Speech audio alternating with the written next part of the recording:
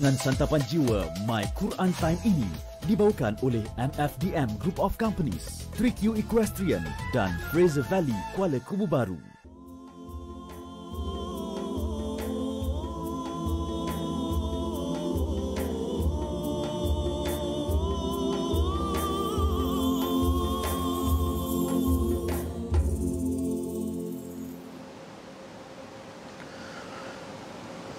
أعوذ بالله من الشيطان الرجيم بسم الله الرحمن الرحيم الحمد لله رب العالمين الرحمن الرحيم مالك يوم الدين إياك نعبد وإياك نستعين اهدنا الصراط المستقيم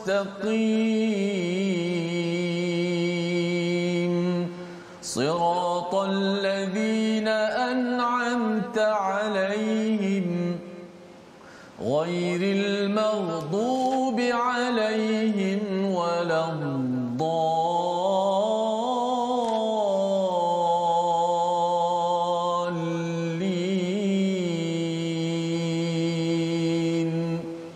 آمين. Assalamualaikum warahmatullahi wabarakatuh. Alhamdulillah wassalatu wassalamu ala Rasulillah wa ala alihi wa man wala syada la ilaha illallah syadana Muhammadan abduhu wa rasuluh. Allahumma salli ala sayidina Muhammadin wa ala alihi wa sahbihi ajma'in. Amma ba'du. Apa khabar tuan-tuan dan puan yang dirahmati Allah sekalian? Kita bertemu pada hari ini My Quran Time baca faham amal untuk kita meneruskan halaman 285 daripada surah Al-Isra, dan alhamdulillah pada hari ini kita bersama Al-Fadil Ustaz Tirmizi Ali. Apa khabar Ustaz? Baik, alhamdulillah. Alhamdulillah ya, kita doakan untuk negara kita, untuk seluruh keluarga tuan-tuan dan puan yang berada di depan kaca TV, di Facebook ataupun di YouTube, untuk terus diberikan barakah daripada Allah Subhanahu Wa Taala. Dan kita sudah pun melewati halaman 284 semalam Ustaz ya, bercerita tentang apakah kewajipan yang perlu dibina dalam diri dan keluarga di peringkat sesama manusia, dan insya-Allah hari ini kita akan meneruskan. Kita mulakan dengan doa ringkas kita.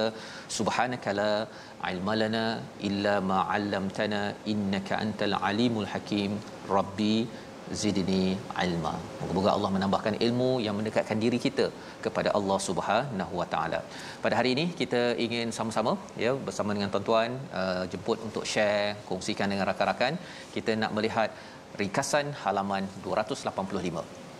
Bermula daripada ayat 28, apakah yang kita akan belajar selepas ini?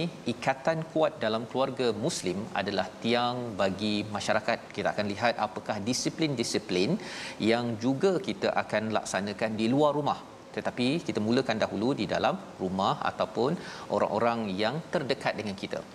Kemudian pada ayat 31 hingga 38 kita akan menyambung asas ataupun pokok bagi sistem masyarakat Islam ya, bercakap tentang hubungan masih lagi sesama manusia.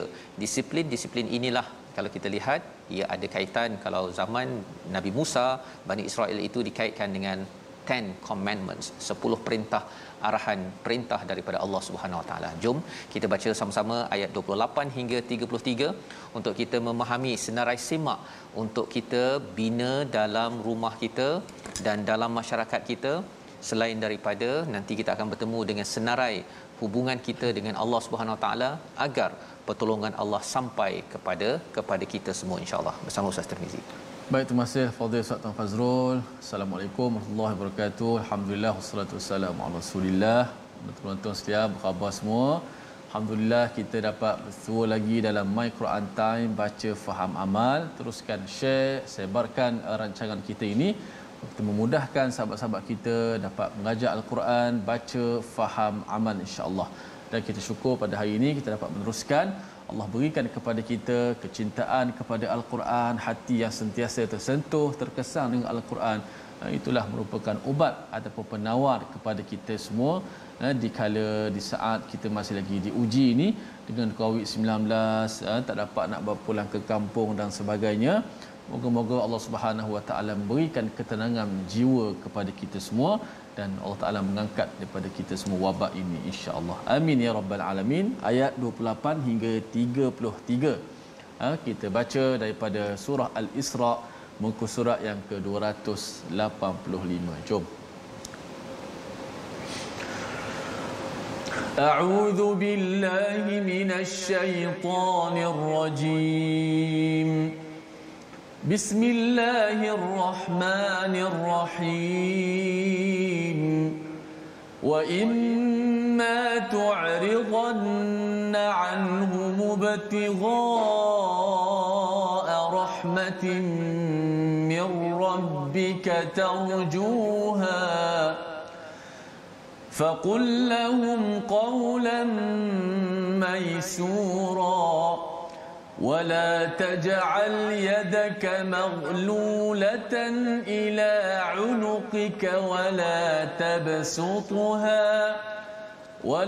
تبسطها كل البسط فتقعد ملوما محسورا إن ربك يبسط الرزق لمن يشاء ويقدر إنه كان بعباده خبيرا بصيرا ولا تقتلوا أولادكم خشية إملاق نحن نرزقهم وإياكم إن قتلهم كان خطأ كبيرا ولا تقربوا الزنا إنه كان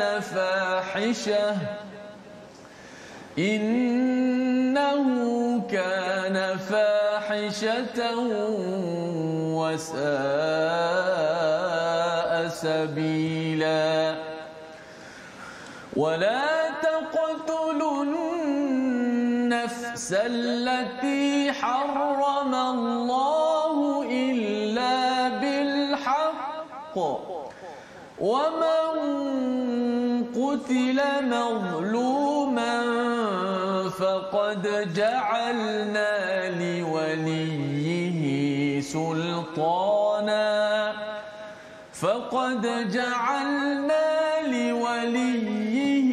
سلطانا فلا يسرف في القتل إنه كان منصورا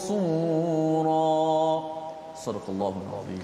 Surah Al-Azim, gitulah bacaan daripada ayat 28 hingga 33. Terima kasih diucapkan pada Ustaz Tirmizi. Ya, kita bersama membaca sebentar tadi menyambung kepada apakah akhlak bagi seorang yang beriman kepada Allah Subhanahu Wa Taala untuk mendapat bantuan daripada Allah pada setiap masa, terutama kita bercakap tentang akhir zaman. Semalam kita melihat kepada istilah wa kana syaitanu li rabbih kafura.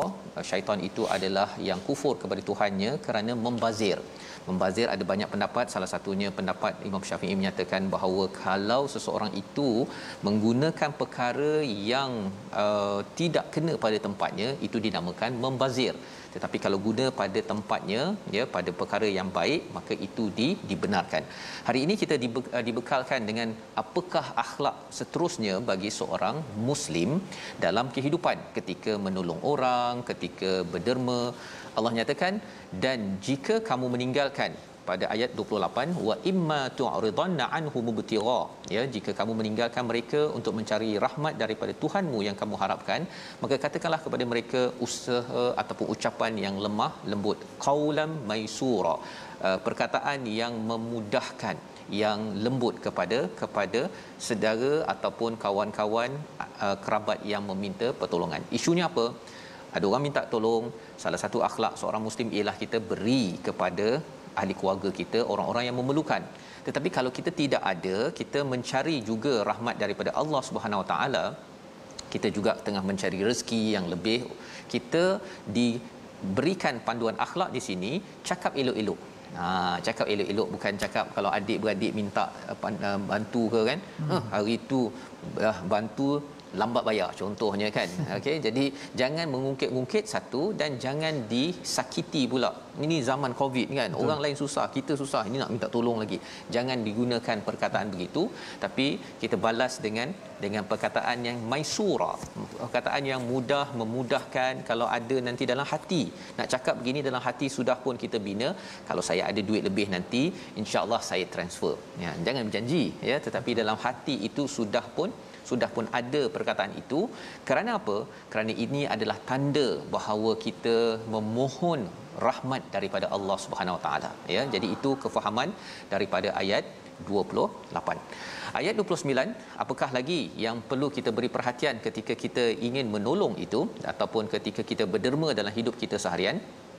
Wala taj'al yadaka ma'lulatan ila unuqik.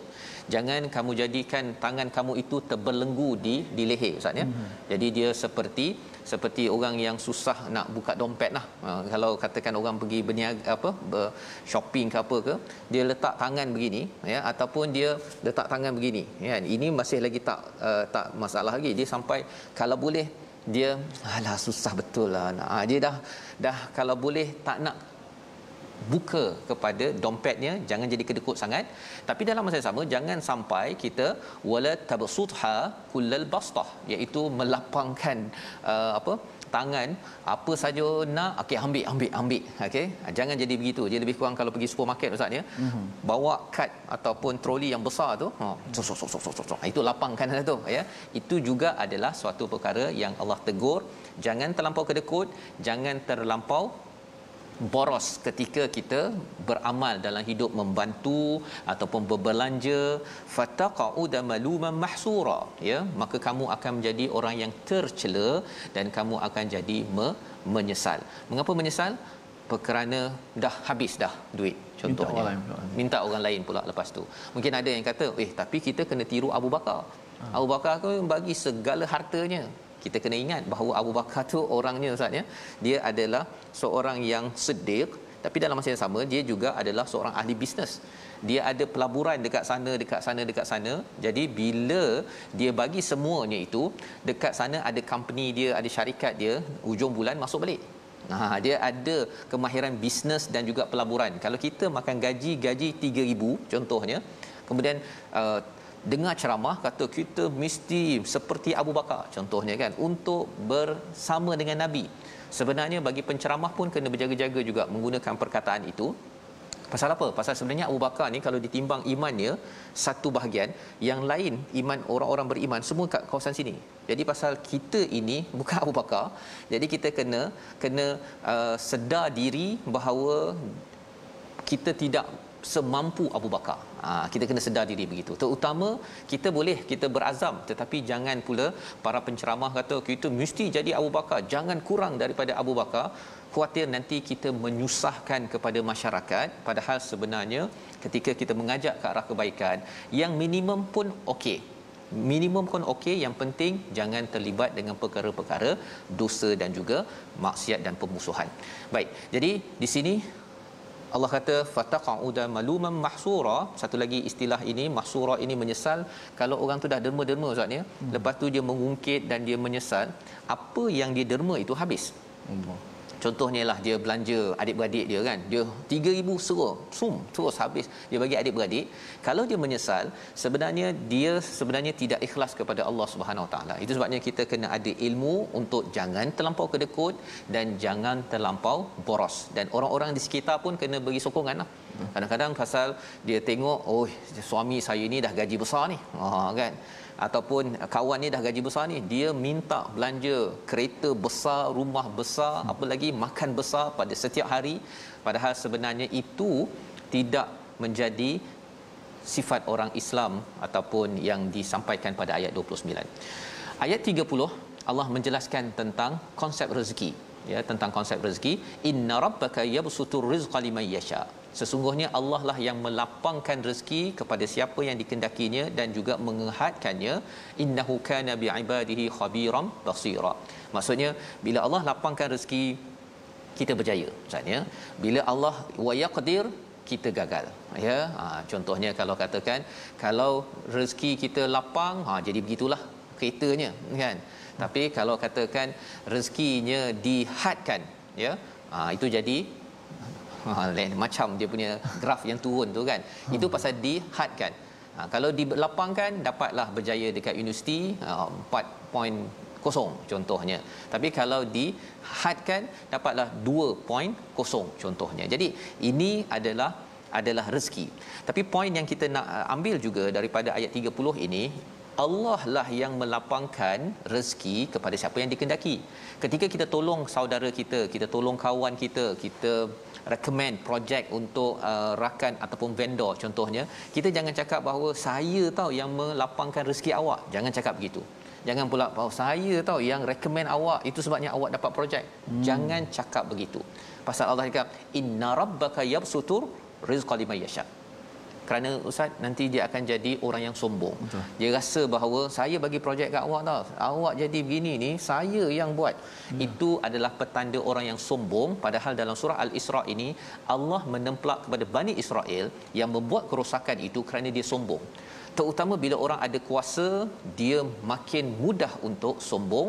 Jadi kita sedar bahawa kita bukanlah yang melapangkan rezeki orang lain. Kita tolong itu, sebenarnya Allah akan lapangkan lagi rezeki kita. Allah akan lapangkan rezeki kita. Kita tolong orang lain, kita bagi duit RM50 ke RM100 ke, tak semestinya orang itu lapang. Tak semestinya. Bila kita bagi duit, ustaznya, dia macam paradoks, kan, macam pelik pula. Kita bagi duit pada orang, tak semestinya orang itu lapang. Dia mungkin masih tak cukup. Tapi kalau kita yang memberi, Allah boleh lapangkan lagi, ya. Allah boleh lapangkan lagi. Jadi teruskan tuan-tuan untuk membantu dengan berkadaran mengikut panduan yang ada. Dan tak samalah, ya, tak sama. Ada orang boleh bagi sampai 1,000, boleh orang bagi 1,000,000, mengikut kepada kemampuan masing-masing. Ayat 31 adalah kesan apabila ekonomi tidak diindahkan dalam sesuatu masyarakat. Ini hubungan sesama manusia. Bila bercakap tentang pertolongan Allah kepada Nabi Muhammad sallallahu alaihi wasallam, bukan sekadar kerana baca Quran dan solat. Itu kita akan bincang di hujung surah Al-Isra. Tapi di peringkat awal ini, yang menyebabkan sesuatu umat itu naik ialah kerana dia amat prihatin kepada rakan-rakan, saudara, jiran, kepada ibu ayah yang kita bincang semalam. Jadi kita baca sekali lagi ayat yang ke-31. Kerana apa? Kerana ayat 31 ini ada kaitan dengan bagaimana keadaan masyarakat kita jadi stabil ataupun tidak stabil. Kita baca ayat 31. Baik, kita fasakkan ayat ke-31 untuk kita memahami bahawa konsep rezeki itu datang daripada siapa? Sudah pastilah Allah yang merezeki, bukan kita yang merezeki. Allah Subhanahu Wa Taala yang memberi rezeki kepada kita. Kita disuruh sunnahnya untuk berusaha.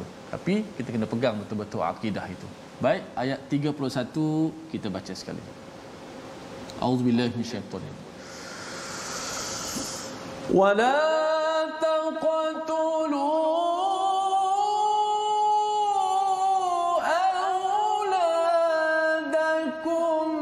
خشية إملاق نحن نرزقهم وإياكم إن قتلهم كان خطأ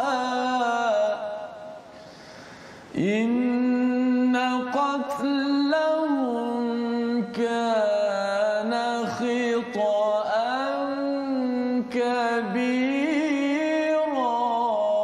صدق الله العظيم. Dan janganlah kamu membunuh anak-anakmu kerana takut miskin. Kamilah yang memberi rezeki kepada mereka, dan kepadamu sesungguhnya membunuh mereka itu merupakan suatu dosa yang besar. Allah mengingatkan perkara ini, ya. Ada orang yang membunuh. Kalau zaman dahulu memang membunuh betul-betul, ustaz, ya. Zaman sekarang pun ada yang bunuh anak kerana takut kepada imlaq, ya, takut kepada kemiskinan, ya, takut terutama zaman COVID-19 ini, ayah berhenti kerja, mak tak ada pendapatan, ada setengah itu yang mengambil keputusan untuk membunuh anak tersebut, ya. Jadi ini adalah satu peringatan daripada Allah, jangan bunuh. Pasal Allah kata nahnu narzuquhum, kami yang memberi rezeki kepada mereka dan juga kepada kamu. Mula-mula narzuquhum pada mereka, kemudian kepada kamu. Ada ayat lain ustaz, ya, ayat lain yang Allah kata nahnu narzuqukum, kami yang beri rezeki kepada kamu dan juga kepada mereka, wa iyyahum, terbalik, ya.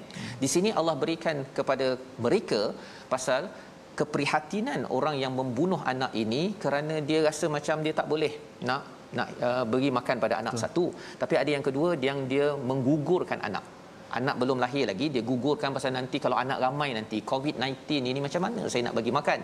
Jangan bimbang kepada perkara tersebut, kerana sumber rezeki itu bukan daripada ayah ataupun mak, tetapi datang daripada Allah Subhanahu Wa Taala, dan membunuh itu adalah satu dosa yang besar.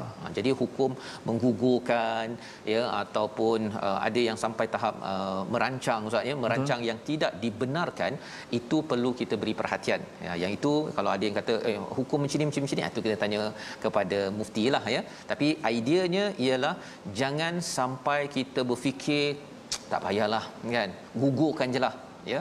Dan lebih daripada itu dia ada kaitan dengan mengapa orang membunuh anak, ada kaitan dengan ayat 32, wala taqrabuz zina. Wala taqrabuz zina, jangan dekati zina, sesungguhnya ia adalah perkara yang keji dan amat buruk jalannya. Ayatnya pendek tetapi ia berkaitan dengan hubungan sosial. Antara perkara yang membunuh spiritual iman seseorang adalah bila taqrabuz zina, ustaz. Membunuh spiritual. Lepas ini kita akan bincang tentang membunuh secara fizikal.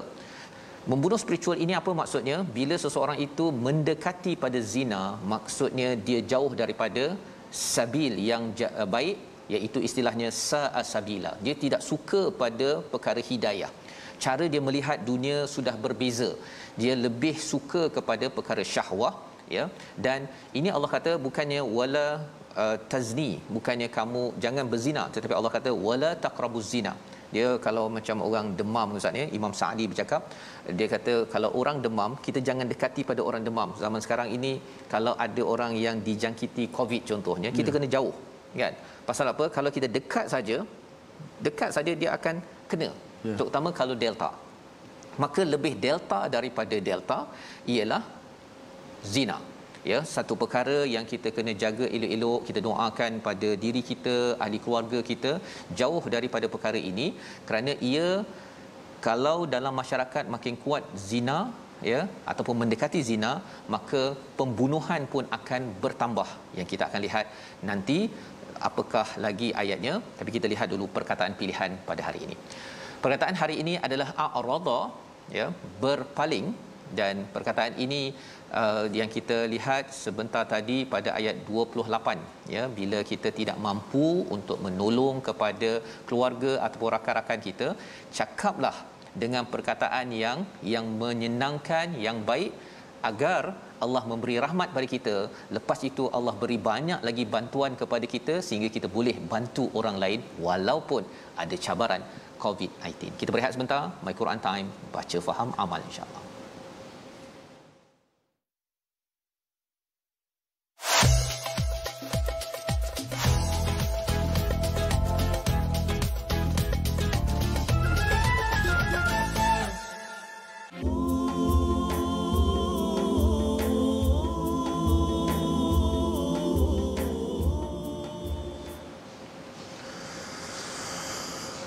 Inna rabbaka yabsutur rizqa liman yasha'u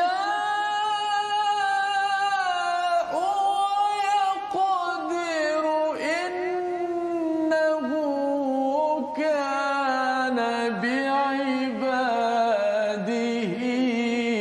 khabiran basira. Sadaqallahul azim. Sebenarnya Tuhanmu lah, Dialah yang melapangkan rezeki bagi sesiapa yang dikehendaki. dan membatas bagi siapa yang dikehendaki. Sungguh dialah yang maha mengetahui lagi maha melihat akan hamba-hambanya. Inilah konsep rezeki sebagaimana ditabur oleh Ustaz Fazrul tadi, yang kita perlu faham, ar-rizqu minallah. Rezeki ini daripada Allah Subhanahu Wa Taala. Kita usaha, ikhtiar sebagai asbab, jalan yang kita diperintahkan untuk usaha mendapatkan rezeki. Adapun tak boleh kita kata bila usaha mesti dapat rezeki. Jadi macam Qarun. Sebab kalau kita lihat ada orang sakit, dia demam, duduk hospital, seminggu duduk hospital. Kalau kita lihat Allah zahir, dia tak berusaha nak mendapatkan rezeki sebab dia sakit, terbaring. Tapi sampai je buah-buah tangan, kawan-kawan datang ziarah, selit duit bawah bantal, bagi buah-buahan. Nak cerita apa? Rezeki tu datang daripada Allah. Orang yang berusaha, nak cerita ada yang berusaha, sekali datang banjir, habis kebun-kebun tanam-tanaman. Dah usaha dah. Nak beritahu apa? Rezeki tu daripada Allah Subhanahu Wa Taala. Tapi jangan tak usaha pula. Duduk saja kat rumah nak tunggu turun daripada langit. Jangan macam itulah. Faham konsep itu ya. Baik, alhamdulillah. Sikit tajwid pada hari ini, ulang kaji mad lazim harfi mukhaffaf. Tentang huruf-huruf pembukaan surah yang kita baca, ada yang kena baca panjang sampai 6 harakat kan. Kita lihat, kita ambil beberapa contoh. Okey, mad lazim harfi. Mad lazim tu mad lah, harfi tu merujuk kepada huruf-huruf di pembukaan surah, alif lam mim dan sebagainya. Mukhaffaf yang kita kata bahasa mudahnya tak ada sabdu. Dia tak berat di hujung itu. Contoh pada surah Nun Al-Qalam. Nun dibaca panjang 6 harakat. Kenapa baca nun tak ada pembahagian depan nun tu? Sebab tu kita sebut huruf-huruf pembukaan surah ni kita tak sebut baris. Kita sebut nama huruf tu. Nun lah. Nun macam mana ejaan dia? Nun, waw, nun. Maka nun tu waw mati selepas tu kan dibaca panjang. Nun. Di hujung tu kita matikan dengan nun juga. Jangan nun. Jangan macam tu. Dah ada dengung dia. Bukan dengung, bukan 6 harakat dia. Ada yang silap faham. Nun 6 harakat dia dengung. Sepatutnya yang panjang mat tu. Waw tu yang panjang. Waw mati kan. Nun di hujung. Kemudian sama lah qaf. Macam mana aja qaf? Qaf, alif, fa. Qaf gitu. Kemudian yasin. Ni glamour lah selalu kita baca kan. Pada sin, tengok pada sin tu. Sin, ya, nun. Maka si yang panjang tu. Yasin. Ini adalah contoh mad lazim harfi mukhaffaf. Mukhaffaf tu apa? Dia tidak ada tasydid.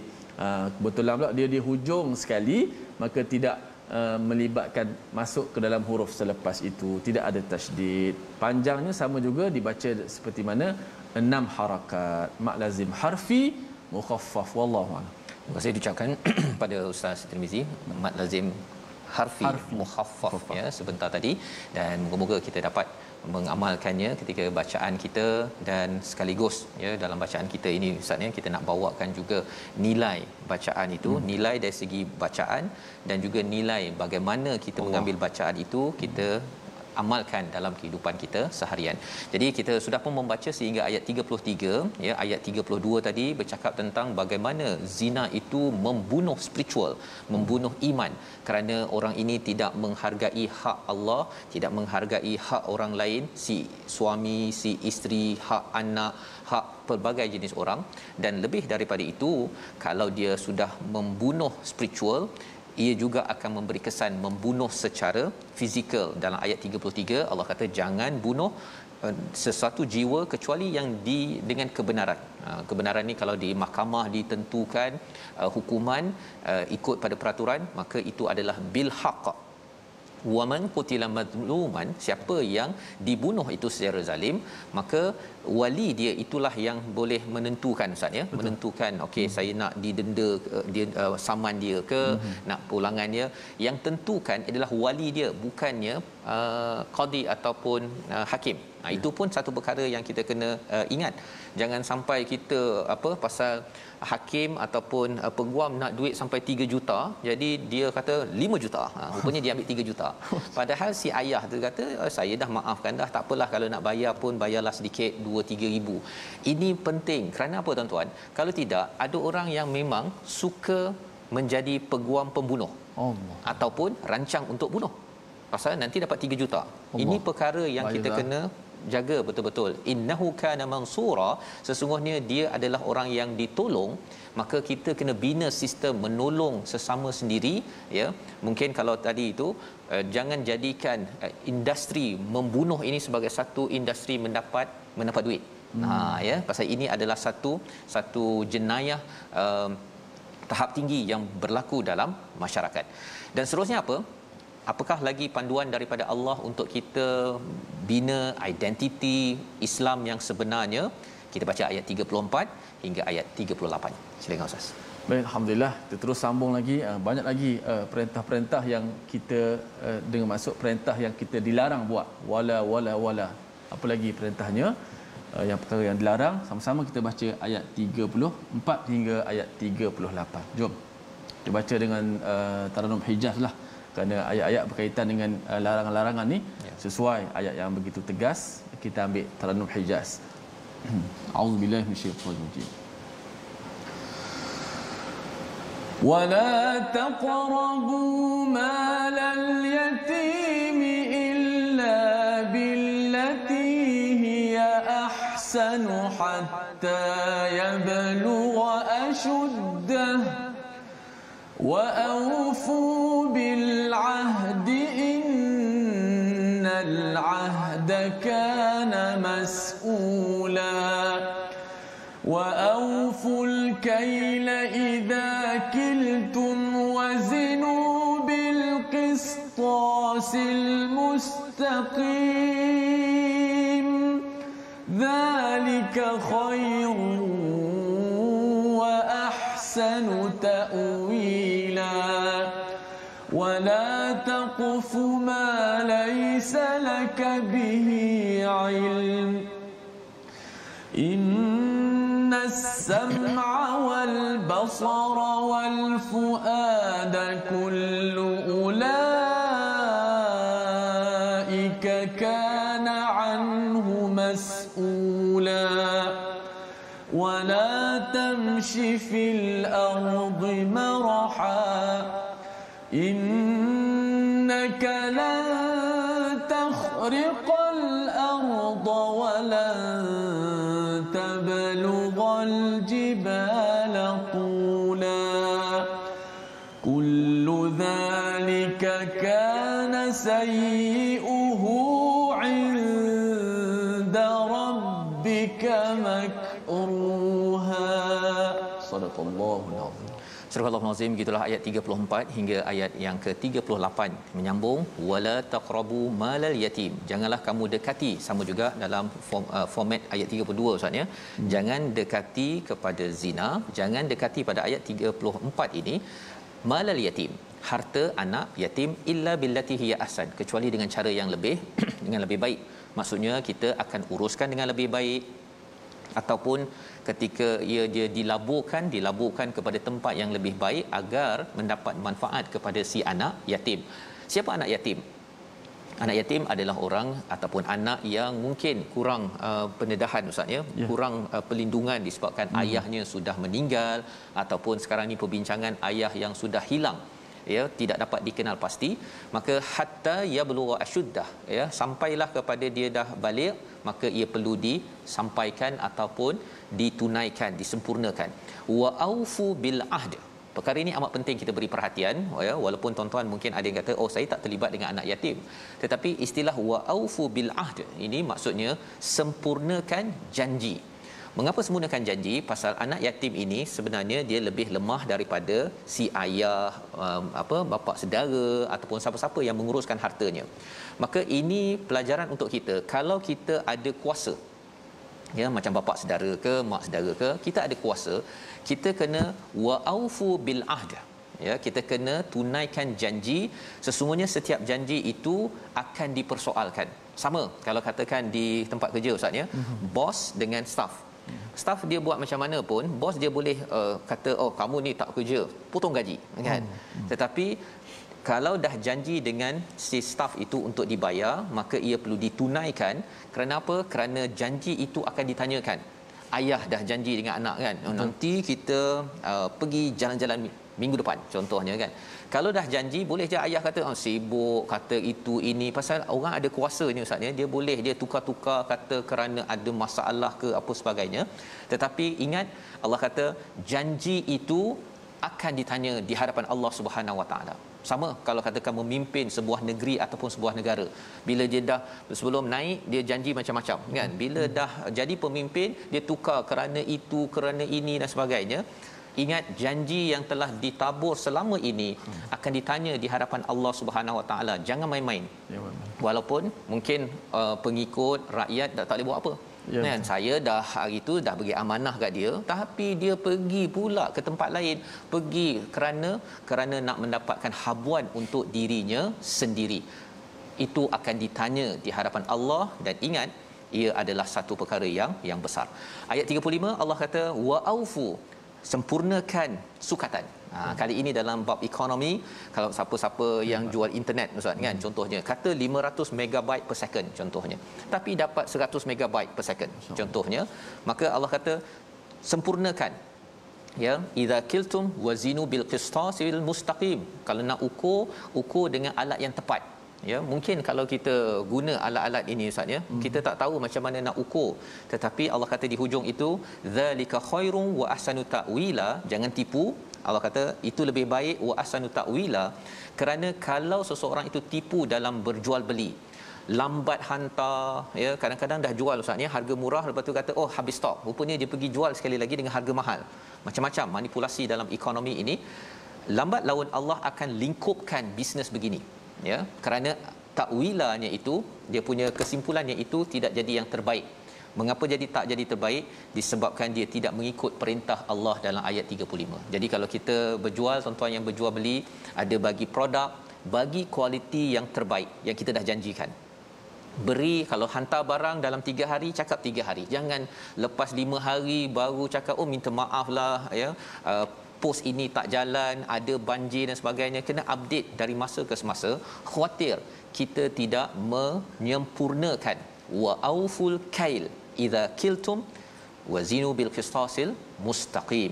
Ini ayat 35. Jadi perkara ini kita nampak panduan-panduan yang Allah berikan ini memerlukan satu perkara, memerlukan ilmu. Inilah yang Allah nyatakan pada ayat 36. Kita baca sekali lagi ustaz. Masya-Allah. Hebat sungguh Quran Safas. Daripada awal tadi berbicara tentang apa nama ni, adab, akhlak, apa nama ni, keturunan, masuk bab ekonomi pula, bab harta, apa ni, jauh daripada zina. Sekarang berkenaan dengan jual beli pula. Jual beli. Sukatan. Dan ni ayat 36 Safas. Ya. Ilmu, amanah ilmu pula. Ya. Masya-Allah. Baik, kita baca ayat 36 Hijaz tapi mujawab sikitlah insya-Allah. A'udzubillahi minasyaitanir rajim. ولا تقف ما ليس لك به علم إن السمع والبصر والفؤاد كل أولئك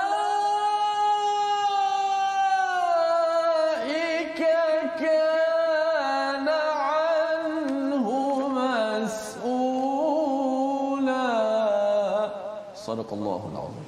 Sadaqallahul azim. Dan janganlah kamu menggunakan, ataupun ayat yang ke 36 saatnya, dan janganlah kamu mengikuti sesuatu yang tidak kamu ketahui, kerana pendengaran, penglihatan dan hati nurani semuanya akan diminta bertanggungjawab. Ya, ayatnya pendek tetapi Allah kata jangan taqfu. Ini maksudnya kita mengikuti ya, dekat-dekat ya. Dia ittiba' pun satu, taqfu ni qafa. Ya, mengikuti ma laisa laka bihi an, sesuatu yang tak ada ilmu dalamnya. Ada orang dia follow page dekat Facebook contohnya yang dalamnya tak ada ilmu pun, semuanya mengumpat. Jangan ikut ya, unfollow ya tempat-tempat begitu. Kerana apa? Kerana Allah kata sesungguhnya pendengaran, penglihatan dan juga fuad, dalam hidup, dalam diri manusia ni ustaz ni, kita dah belajar dengan Dr. Farid Rabi baru ni. Sudur, sadar, lapisan kedua qalb, lapisan ketiga adalah fuad, keempat adalah basirah dan juga lub yang kelima. Jadi fuad ini adalah tempat perasaan.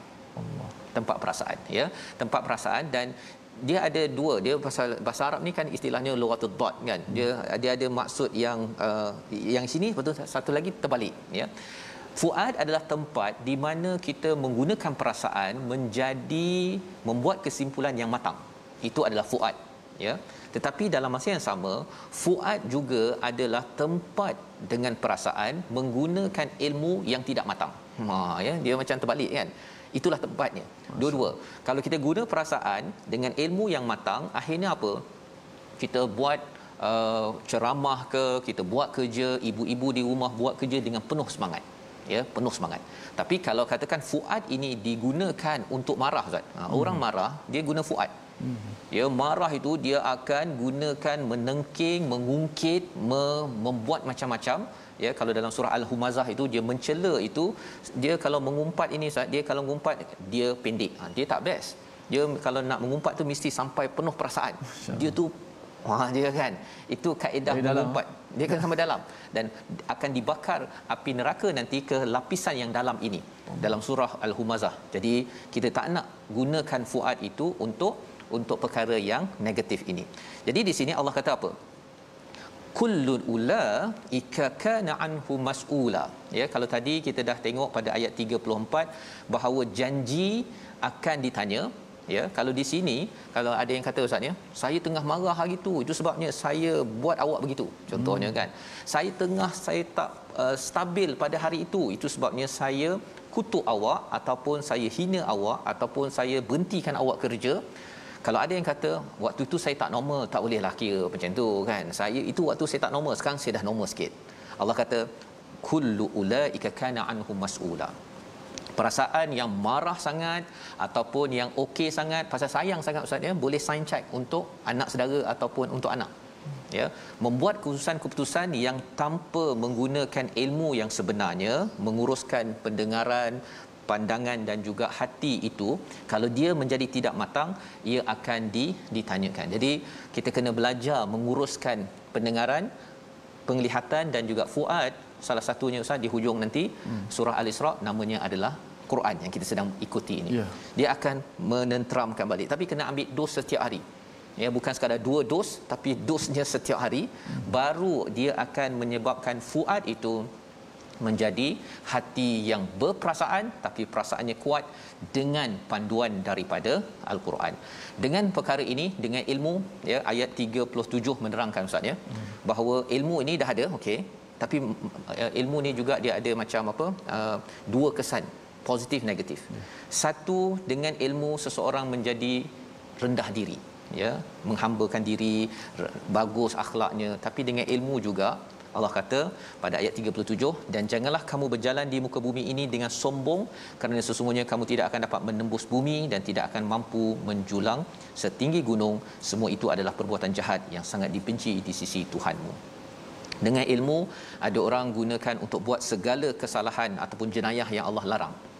Tapi dengan ilmu, seseorang tu merendah diri, ya Allah, saya akan jauhi daripada zina, ya Allah, bantu aku, ya Allah, jauhi daripada mendekati harta anak yatim. Dengan ilmu, kerana dapat matematik bagus, Ustaz, ya, ada orang jadi accountant yang paling bagus, tapi ada orang yang jadi accountant paling sombong.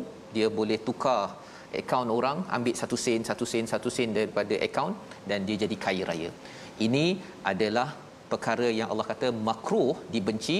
Dan umat Yahudi, Bani Israel, dibenci kerana mereka ada ilmu, mereka memanipulasikan dunia. Tetapi umat Islam, kita tidak mahu jadi begitu. Kita doakan Allah pimpin kita bersama. Membawa pada resolusi kita pada hari ini, sama-sama kita saksikan. Yang pertama, bercakap baik jika tidak dapat menolong orang lain ketika orang lain memohon pertolongan, kerana bercakap baik itu akan mengundang rahmat daripada Allah Subhanahu Wa Taala. Yang kedua, jangan kedekut dan jangan boros dalam berbelanja, dalam bersedekah, dalam menguruskan negara ini, kerana itu adalah asas untuk negara ini diberi bantuan oleh Allah Subhanahu Wa Taala. Dan yang ketiga, cari ilmu dan elakkan berbuat sesuatu tanpa ilmu ataupun mengikut perasaan yang tidak matang. Kita berdoa. Bismillahirrahmanirrahim. Alhamdulillahirabbil alamin, wassalatu wassalamu ala Rasulillah Ya Allah, ya Tuhan kami, Ya Razzaq, Ya Fattah, Ya Alim, Ya Allah, berilah rezeki kepada kami, Ya Allah. Rezekikanlah kepada kami rezeki yang halal dan kurniakanlah, limpahkanlah keberkatan kepada apa sahaja yang Kau berikan kepada kami, anak-anak kami, Ya Allah, anak-anak yang berkat, Ya Allah, rezeki yang berkat, Ya Allah. Ya Allah, Tuhan kami, jauhkanlah kami daripada maksiat, zina dan lain-lain, Ya Allah. Ya Allah, jauhkanlah kami daripada sifat bakhil, kedekut, Ya Allah. Ya Allah, jauhkanlah kami daripada sifat sombong, takabur, Ya Allah. Kurniakanlah kepada kami ilmu yang bermanfaat, ilmu yang mendekatkan diri kami kepadamu, Ya Allah. Ya Allah, permudahkanlah urusan sahabat-sahabat kami, Ya Allah. Ada di kalangan sahabat-sahabat kami yang sedang diuji dengan kesusahan, Ya Allah. Ada yang sedang diuji dengan sakit, Ya Allah. Ada yang sedang diuji dengan kesempitan, Ya Allah. Lapangkanlah rezeki kepada mereka, Ya Allah. Permudahkanlah segala urusan mereka, Ya Allah. Sihatkanlah kepada mereka semua, Ya Allah. Walhamdulillahirabbil alamin. Amin ya rabbal alamin. Moga-moga Allah mengurniakan, memakbulkan doa kita Ustaz ya, membina masyarakat yang menunaikan janji ketika ada kuasa dan juga bertanggungjawab atas segala perasaan ketika bersama masyarakat. Inilah yang kita ingin gerakkan dalam tabung gerakan Al-Quran. Masyarakat yang bertanggungjawab, yang terus berbudi, yang terus menyayangi, insya-Allah itulah ciri kaum yang akan dimenangkan Allah di hujung, di akhir zaman ini. Kita bertemu lagi pada siaran ulangan pada malam ini dan pada pagi esok, dan insya-Allah kita sambung pada halaman 286 esok. My Quran Time, insya-Allah baca, faham, amal, insya-Allah. Assalamualaikum.